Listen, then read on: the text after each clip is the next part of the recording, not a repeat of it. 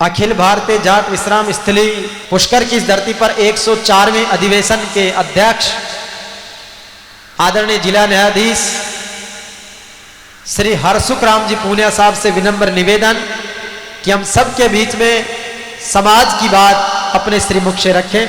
आदरणीय जज साहब, आज कार्तिक का बहुत बड़ा मेला पुष्कर में आयोजित होता रहा है आज के दिन, और आज भी ऐसा ही मेला है। आज के इस समारोह के हमारे संरक्षक श्री तेजा जी कल्याण बोर्ड के प्रथम अध्यक्ष और हमारी कार्यकारिणी के सभी सदस्यगण, मेरे सामने विराजे हुए अलग अलग राज्यों के नागरिक, सम्मानित नागरिकगण,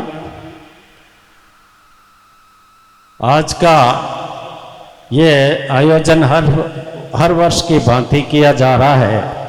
मैं इसकी पृष्ठभूमि में आपको कुछ बातें बताना चाहता हूँ कि इससे हमारी संस्था का गत 20 वर्ष से इस संस्था की मरम्मत नहीं हुई थी। थोड़ी जर्जर स्थिति हो गई थी, लंबा समय हो चुका था। तो हमारी कार्यकारिणी की प्रथम बैठक हुई, उसमें हमारे सभी सदस्यों ने ये प्रस्ताव रखा कि सर्वप्रथम हम इस संस्था की जो बिल्डिंग है, भवन है, उसका अवलोकन करके जो जो कमियां हैं, जो जो मरम्मत की ज़रूरत है, उसको पूरा करें। बिजली की, सैनिटरी की, इनको भी देखें और फिर इसमें कलर पेंट वगैरह किया जावे। तो एक बार ये मकाम मजबूती से होगा तो कुछ वर्षों तक हमें दोबारा इसकी मरम्मत की आवश्यकता नहीं पड़ेगी। बजट सीमित था, कुछ राशि एफडी में जमा है 8-10 लाख रुपए, उसको हमने अभी टच नहीं किया, लेकिन बाकी राशि भी हमारे पास ज़्यादा नहीं थी, तो 25-26 लाख हमारे पास थे। तो हमने सबसे पहले इसका अवलोकन करके सभी सदस्यों ने प्रस्ताव पारित किया कि सबसे पहले इसकी छत जो कमज़ोर है और बारिश के कारण सीलन आ जाती है कमरों के अंदर तक, तो उसका ट्रीटमेंट किया जाए। और उसके बाद में भवन में जो जो मरम्मत की आवश्यकता है उसको सही किया जाए।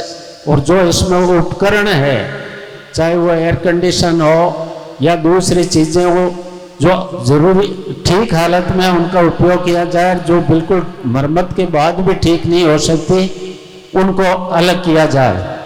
तो हमने ऐसा ही किया।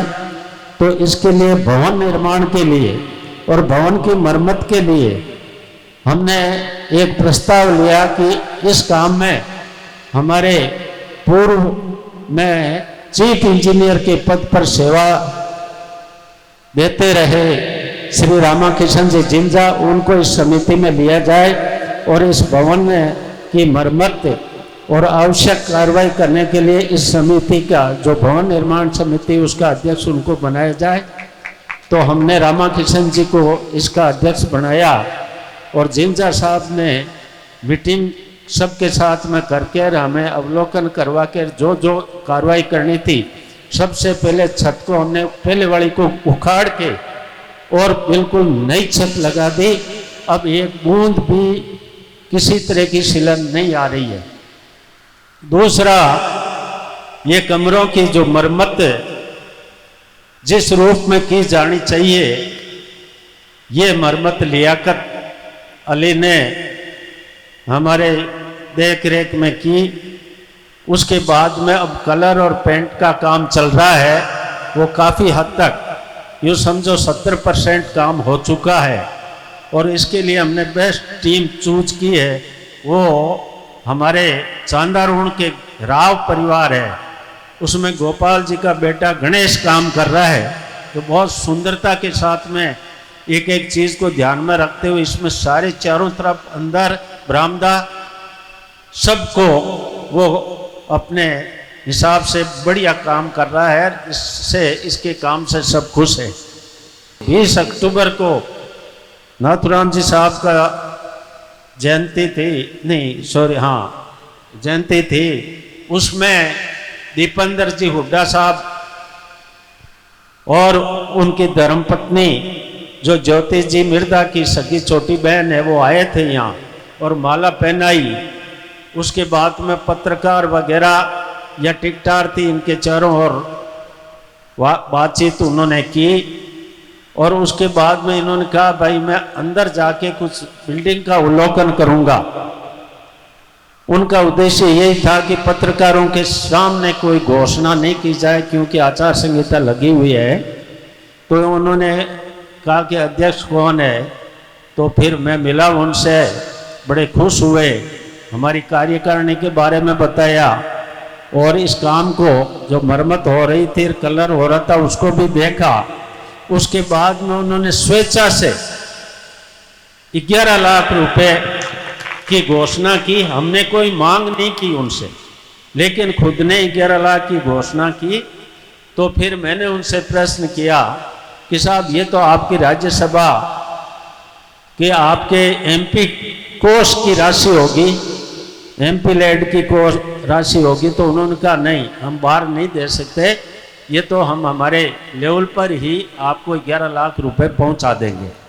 तो हमने कलेक्शन, पैसों के कलेक्शन के लिए अभी कोई कोशिश बिल्कुल ही नहीं की, हमने किसी से न मांगा न कोई बात। अब हमारा सबका, इस कार्यकारिणी का, सभी सदस्यों का एक विचार है कि आगे कुछ अवधि के बाद में एक बड़ा आयोजन किया जाए और बड़े आयोजन के लिए सबकी ये इच्छा रही है कि धनखड़ जी उपराष्ट्रपति महोदय इस संस्था से लंबे समय से जुड़े रहे और नाथुराम जी साहब के अनन्य भक्त थे। तो वो यहाँ जब मेड़ता सिटी नाथुराम जी साहब की प्रतिमा का अनावरण करने के लिए पहुंचे तो वो शिव मंदिर के दर्शन करके और यहाँ आए और इसका अवलोकन करके गए, जबकि यहाँ उनका कोई कार्य रिकॉर्ड में था ही नहीं। फिर भी उनसे रहा नहीं गया, इस पूरी बिल्डिंग का अवलोकन करके फिर खुश होकर आगे मेड़ता आए और उसके बाद में ये प्रतिमा का अनावरण करके और वो कार्यक्रम किया। आप सबका सहयोग था, इसलिए मेड़ता का प्रोग्राम भी बड़ा सफल रहा। और अब आगे धनखड़ जी मुख्य अतिथि के रूप में हमें, ये सब हमारी कार्यकारिणी की इच्छा है और मैं संरक्षक महोदय से भी इस बारे में अनुमति ले रहा हूँ कि वो मुख्य अतिथि होंगे और फिर बाकी विशिष्ट अतिथि या और कोई मेहमान जिनको हम आपस में विचार विमर्श करके आपकी राय से बुलाएंगे। लेकिन वो आयोजन बड़ा होगा और उस आयोजन को सफल भी बनाएंगे और उम्मीद करते हैं कि उस आयोजन में हमें काफ़ी आर्थिक सहयोग मिलेगा और इसके डेवलपमेंट के लिए हम कुछ विशेष काम करना चाहते हैं। और एक पीछे काफ़ी जगह है, वहाँ लोगों का विचार है कि ये पुरानी परंपरागत धर्मशाला है।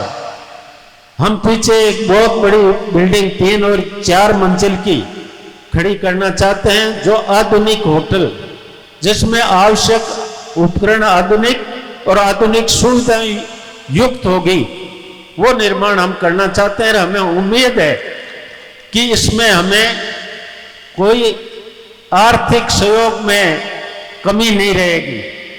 पैसे देने वाले बहुत हैं, काम अच्छा और ईमानदारी से हो, उसकी संतुष्टि हमारे समाज को होनी चाहिए। उसके बाद में पैसों की भरमार ही भरमार है। हम चाहते हैं कि ये काम भी संरक्षक महोदय की अगुवाई में हमारी कार्यकारिणी के सहयोग से ये काम पूरा करेंगे।